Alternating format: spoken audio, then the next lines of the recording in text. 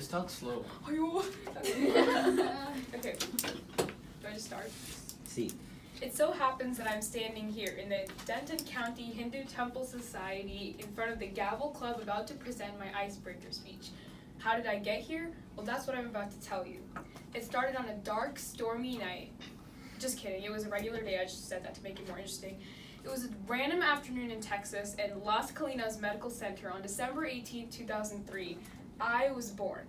You know, there are those babies, well, once they're born and they cry for 5 minutes and then they just shut up. That was not me. I cried and cried and cried. My whole goal was to make my mom's life miserable in the hospital. I started crying from 7 o'clock and I didn't stop until 4 o'clock in the morning. Last year I figured out that I was actually a colic when I was like 2 years old, and I didn't know what that meant till like last month. So basically that's when your stomach hurts. Yeah, that's when your stomach hurts. So I just cried and cried and cried. So that was always great. And you know, I stopped crying and crying and crying after I grew up, and I welcome you to my baby life. I can't say I was the cutest child out there. I've seen all these pictures of these like girls, and they're like gaga, goo goo, and they have the cutest memories ever, and I'm just sitting there, a fat little chubby child, eating my appalam in the corner because my mom made food. That was me. And I considered myself a baby until 5 years old because I needed to be carried by my dad every single day. I'd fall asleep in the car, and unless my dad picked me up and carried me to the bed, I would not move. I'd stay in the car, and one time, I cried and cried until my dad picked me up and threw me onto the bed and just told me to shut up and go to sleep. Great day, you know? So when I was 4 years old, I'm going to tell you about a great event that it just changed my life. I figured out about my nut allergy. It was a great day. I was at my friend's house, and close friends. They moved to New Jersey now, so I don't really know them that well. But we're sitting there, and they give us food. You know that Indian tradition where you just have to give everybody some food on a plate, or else you're just not a good host?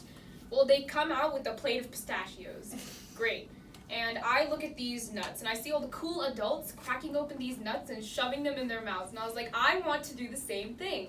So I go there, I bang this nut open, and I shove it in my mouth, and I'm eating it, and like 2 minutes in, I'm okay. Like, I'm thriving. And then I go into the bedroom, and I'm sitting there with like my besties, and suddenly I start to cry.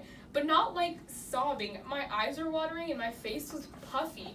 And I looked in the mirror, and I looked like a goblin. I'm not kidding. Like, if you saw a picture of me that day, I looked like a goblin.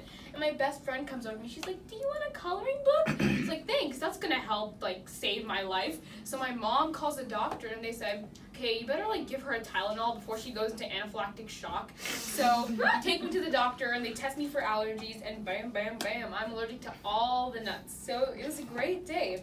So ever since then, whenever we go to a lot of places, I've had to like read the labels on everything, but it's come to the point where I've stopped caring, and if you see chocolate in front of you, if I see a brownie, I'm not going to read the label. I'll eat it and I'll just regret it later.